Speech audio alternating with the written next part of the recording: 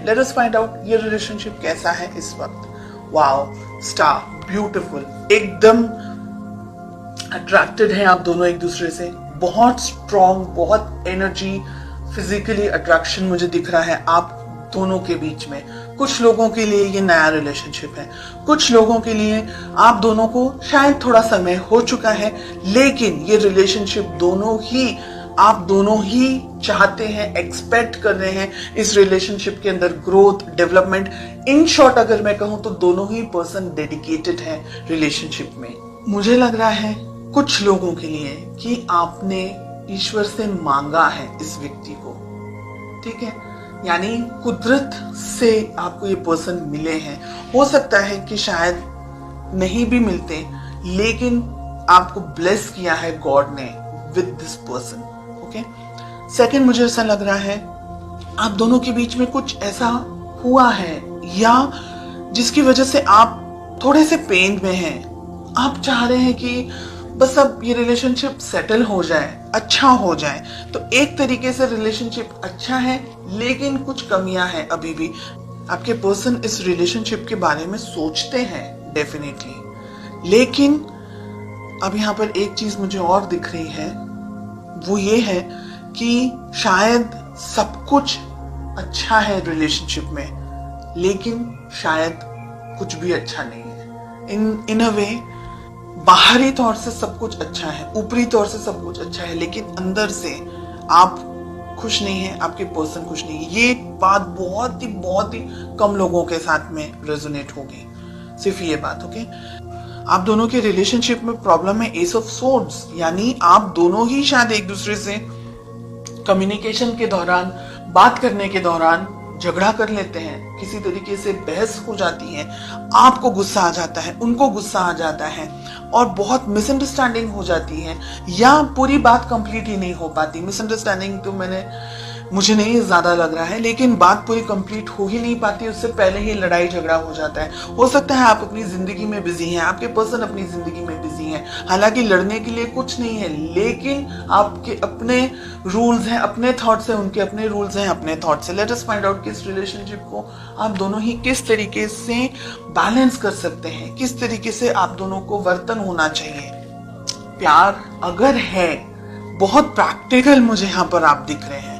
पैसा तो है ही है, पैसा जरूरी है, दूसरी चीजें जरूरी हैं, लेकिन रिलेशनशिप सेकंड पोजीशन पर आ गया।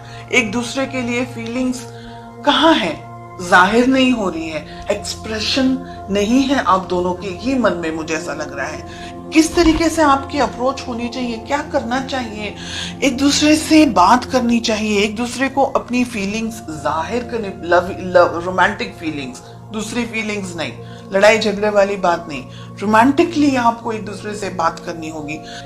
अगर आप इस रिलेशनशिप को चाहते हैं तो आपको दोनों को मेहनत करनी होगी रिलेशनशिप के अंदर, ईगो को साइड में रखना है, आप दोनों को ही इस रिलेशनशिप पे काम करने की जरूरत है।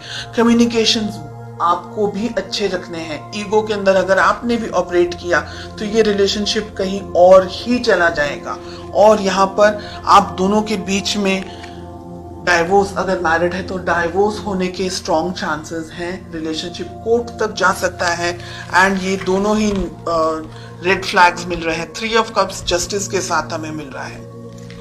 थर्ड पार्टी में चले जाएगा एक व्यक्ति, ऐसी भी संभावना हो सकती है इन द नेक्स्ट 6 मंथ्स।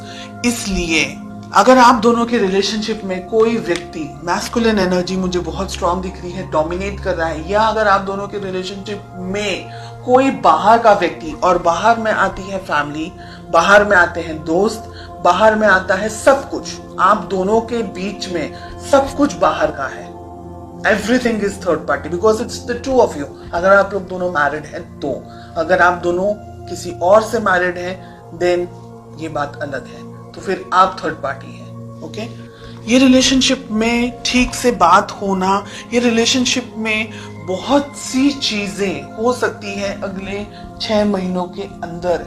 इस वजह से आप दोनों को ही ये रिलेशनशिप में ईगो को छोड़ना है, लड़ाई झगड़ा, ये सारी जो नेगेटिव चीजें हैं उसको छोड़ना है। अगर आप बहुत ज्यादा वर्कहॉलिक है, आपके पर्सन बहुत ज्यादा वर्कहॉलिक है, तो सिचुएशन नहीं जाएगी आगे।